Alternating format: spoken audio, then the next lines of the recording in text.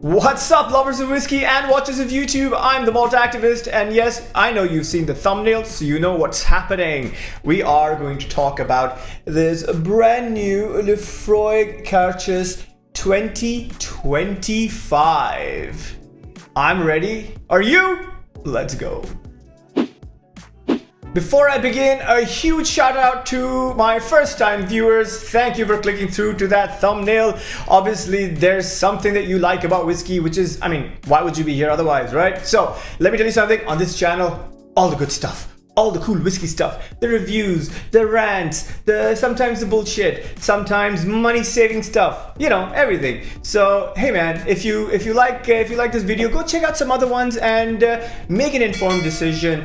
Click like, subscribe, share, whatever it is. Drop a comment. Let me know if you enjoyed yourself or not. That would mean a lot. To my returning viewers, like I always say, thank you for keeping your standards so low. You guys are the wind beneath my wings. All right, please, thank you. Let's get on with the review.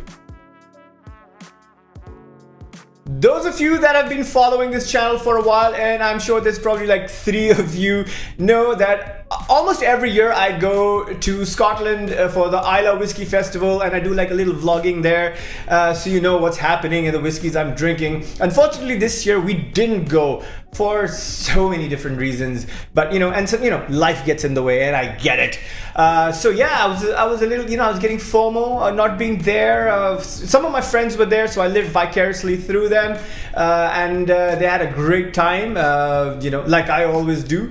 But we're doing the next best thing, right? So a couple of days ago, my whiskey club, the Malt Society Arabia, had an Islay festival tasting, and we had everything. We had the BOURBON, we had the Laphroaig, we had the Lagavulin, we had the Laphroaig, we had the Ardnaho, we had the Ardbeg. I want to say there were a couple more in there as well, which I don't remember because by the end of the evening, everyone was completely Islayed out, if you know what I mean. So from there, I managed to snag this. Yes, the 2025 Feis Ile release, the Islay Festival release from Laphroaig, called the Lore cask strength. So that's right. So this is a regular lore. Maybe it's not a regular lore. I'll get to that in a second. But it is essentially the lore, the Ardbeg. The Laphroaig Lore, and served at cask strength. Essentially that. Now, why would they do something like that? I have some dark, unfounded theories on that, but we can get to that in a second. So, what do we know about this whiskey? Okay, here's the deal, right? Let's talk about the lore first, right? I'm not a huge fan of that whiskey. I think it feels very watery and underpowered. I'm not sure what the reason is. Is it chill filtration? Maybe, I don't know. I'm pretty sure it's also colored. And it's part of the normal Laphroaig core lineup. So yeah, it's easily available and all that, but I had it in Islay at Laphroaig, and it just didn't do it for me. And believe me, I can drink turpentine in Islay and I'd be like, I think I get a whiff of citrus notes in there somewhere. But just on this whiskey, the Lore, not a happy camper. I had it a few times. I thought it was kind of underpowered. Didn't taste that nice, so I was not a huge fan. So super surprised that when this year I heard that they were going to take the Lore and just essentially put it on steroids, serve it at cask strength, and release it for, their most important day of the year. So I thought, it should be good. It should be very, very, very good. So I don't know. I've drunk it, but I did drink it in a bit of a haze, bit of a stupor, I'm going to admit. And by that point, everything kind of tasted really, really nice. So I think today is a bit of a litmus test. So this will be my second time drinking it, but I think I'll have a slightly better appreciation or lack thereof of this whiskey. Now, what do I know about this whiskey? I know a few things about this whiskey. For a festival release, I feel that the literature is, woefully sort of, scarce, and that's not a good thing. I wish there was more information around this. So what do we know? We know that this is, and this is weird, right? Everywhere you look, unless you know better, please leave it in the comments. But everywhere that I've looked, it says the Lore cask strength festival release bottling is a mix of 5 amazing casks, and then they list 4. Yeah, weird. So I'll tell you what those casks are. So they're ex-bourbon barrels. It's on my phone, by the way. Ex-bourbon barrels, Oloroso sherry casks, European oak casks, and quarter casks. Now, maybe one of these casks is repeated in a different fill. Perhaps, but that is just conjecture on my part. I have absolutely no evidence for something like that. It's just my brain speaking to me that if you're going to list 5 casks, say 5 casks, and then list only 4, I can only assume that one of these casks is a first and second fill. Now, which one of those casks is that? I don't know, but I would hazard a guess that it would be the bourbon barrels, right?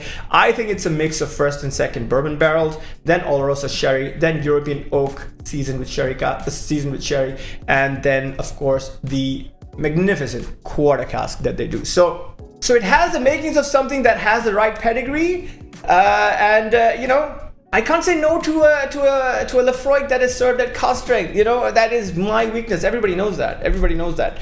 So what do we know? We know that this is bottled at 59.6% ABV. There you go. I hope you can see it. I'll try and zoom in.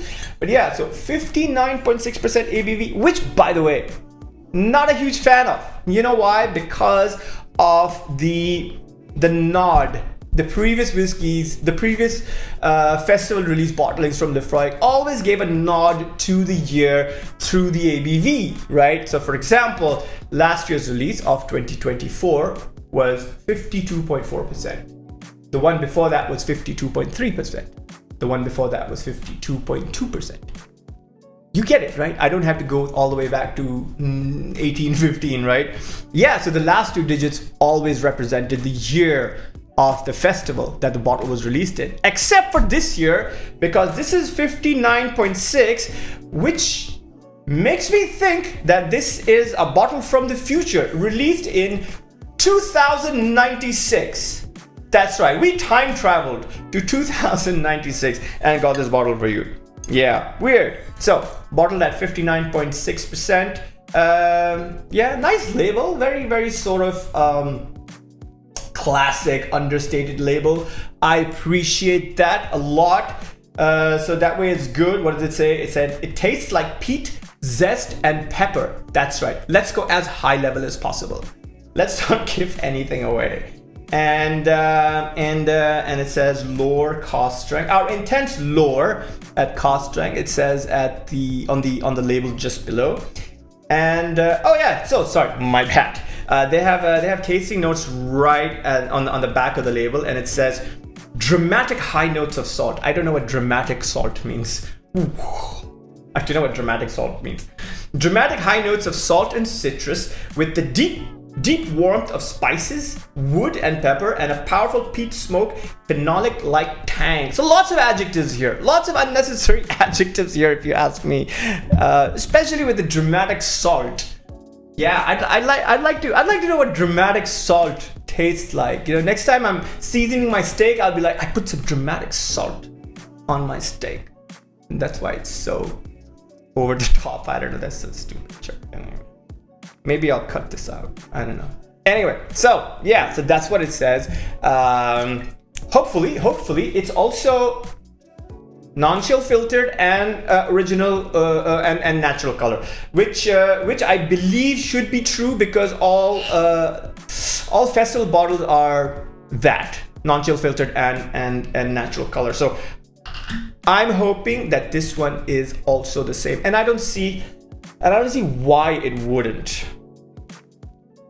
Yes, smells like Warehouse 1. Sitting by the water with that little jetty going inside. With the visitor center right behind me. My friend screaming and telling me to come inside. But all I want to do is sit there and do nothing. Yep, that's exactly what it smells like.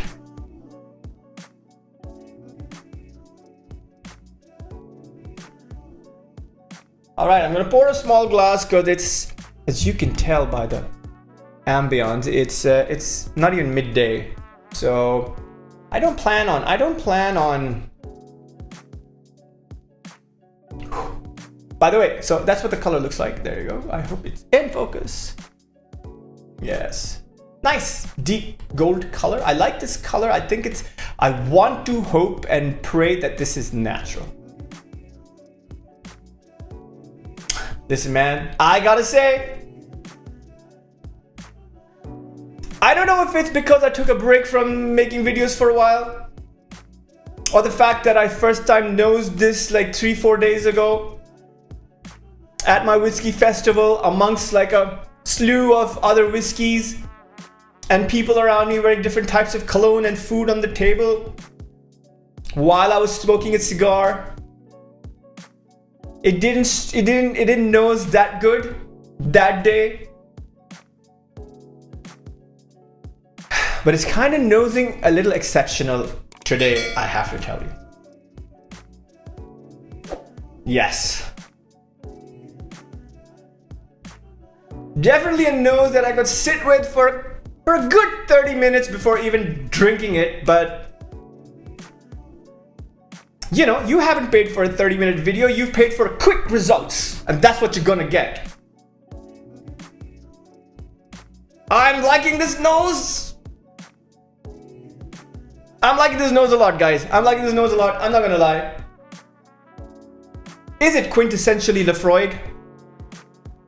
I'd like to think so. Okay, let's see what we get. I took some notes earlier because I did nose it. Yes, I'm the power of editing.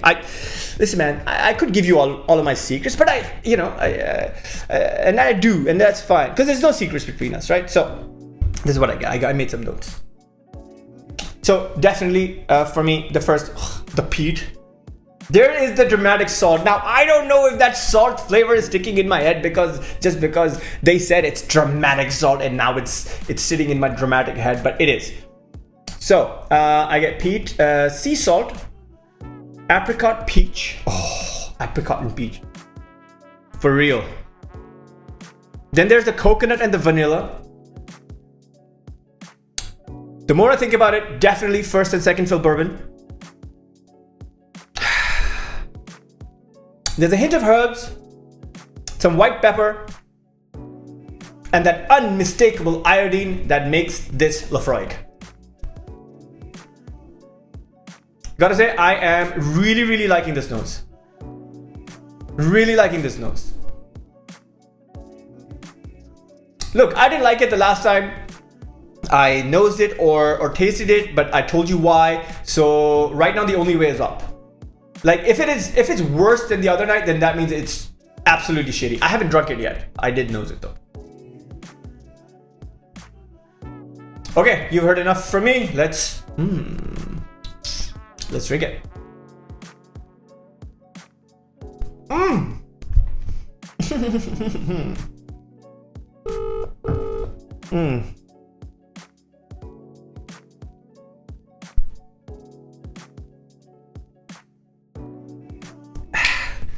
Okay. Drinking 60% in the middle of your day as your first whiskey of the day.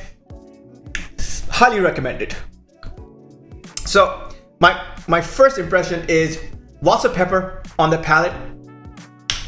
The peat is quite intense as well. So is the sea salt. But now the citrus kicks in. I get the lemon zest. There's tea leaves. But the spices, they sort of come back. So I get cumin, I get cloves, maybe some ginger, and that and that iodine. That iodine is back. That iodine is back in full force. Big fat finish.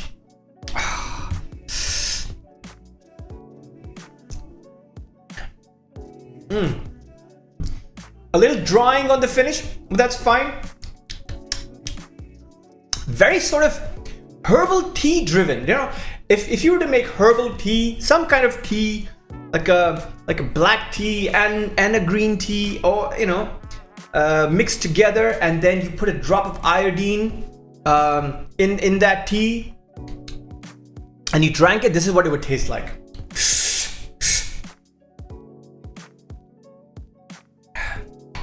Ay, ay, ay. Okay. Is this your typical Laphroaig? It's not your typical Laphroaig. Is it? Will it always be your first guess? Probably not. I would maybe struggle between the Lagavulin, like a high strength Lagavulin, and this. But in the end, if you sit down long enough and you really put your mind to it, you're like, oh, those iodine characteristics, that super strong lemon zest, that white pepper, that sea salt coming in super strong. Damn. Look, this one is not for the faint of heart. Do I like it? Yes, I like it. Do I like it a lot? We can talk about that. But yeah, I mean, this is in your face, right? And I love in your face whiskeys. You know what I mean? You know this about me. I love in your face whiskeys. Interesting. I like it, right? Long story short, I like it. Let's give it a rating, and then we can talk about how I'm feeling inside. Let's talk about that in a second. So the rating, I'm going to give this a 7.5 B+, putting it on an above average rating. Yes, good whiskey.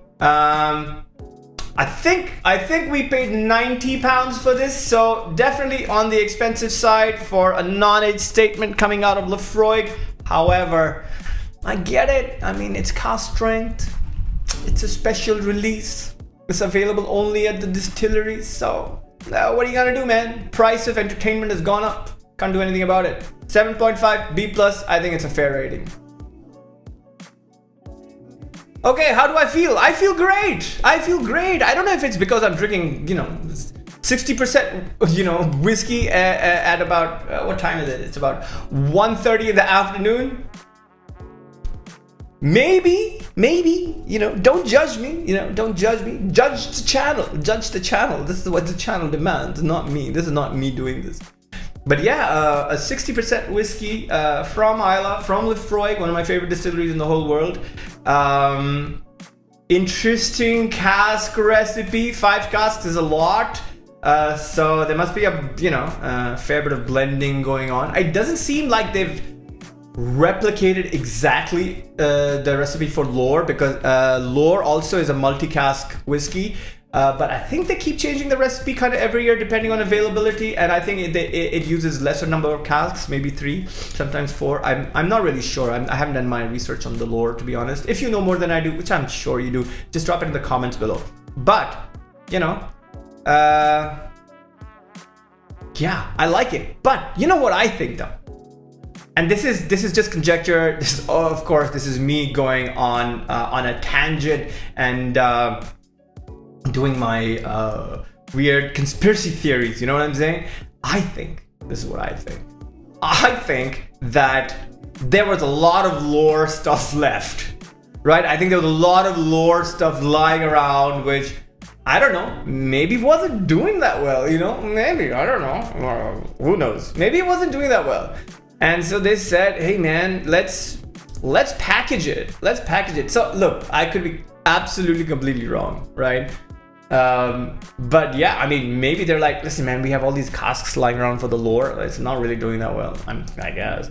Hey man, why don't we just repackage it, serve it at cask strength, and we can get rid of, like, I don't know, I'm guessing like 6,000, 10,000 barrels. I'm making all of this up. This is conspiracy theory. The earth is flat and nobody landed on the moon and whatever, you know what I'm saying. And yeah, so that's just me. That's just me being an idiot and trying to cook up stories that have no basis in real life situations. So should you buy it?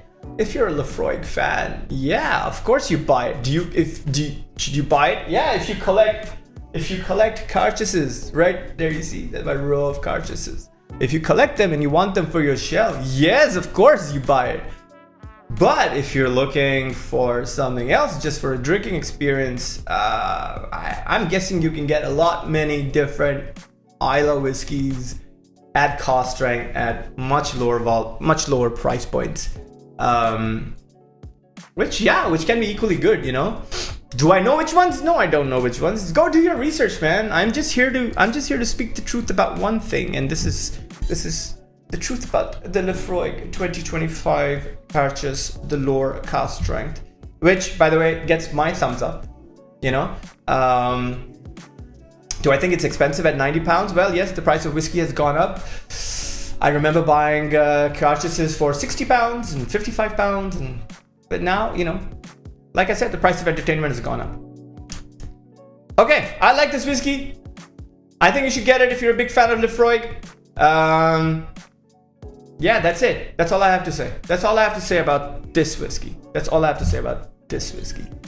Listen, man, I'm gonna sign off now. It's midday and this has already gone to my head. It's messing with my synapses and my motor skills, and I have some editing to do as well. So I'm gonna love you and leave you, and I hope you keep coming back. And I hope this review made sense to you.